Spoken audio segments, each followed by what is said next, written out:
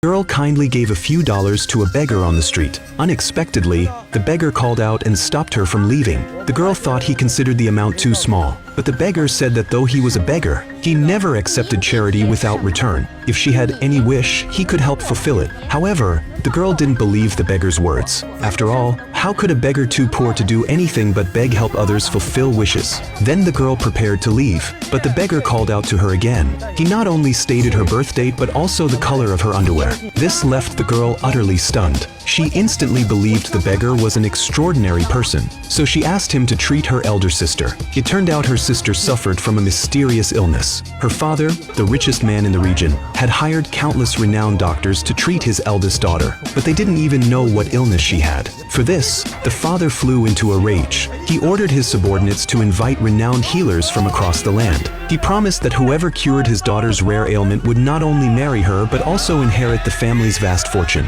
Soon, famous doctors from all over the country came to examine the eldest daughter. Though experienced in their fields, all were baffled when they saw the eldest daughter's condition. Despite countless methods, they couldn't identify the cause of her condition. This left the richest man deeply anxious. Was he doomed to watch his daughter die helplessly? Just then, the white-clothed medical immortal told the richest man, "Though we can't cure your daughter, there is one who can. That is the wandering medical saint. Legend says his left hand restores life, his right deals death. His mastery of medicine and poison is unparalleled. But the saint is unpredictable and travels endlessly. Finding him is near impossible." As everyone debated the saint's whereabouts, the younger daughter burst into the ward with the beggar. The beggar boasted he alone could cure the girl, but the richest man dismissed him outright and immediately scolded his daughter. He called her foolish for falling for a beggar's story and bringing him home to disrupt their household. What a fool. The other doctors also mocked the beggar relentlessly. First, he was dressed in rags and looked nothing like a doctor. Second,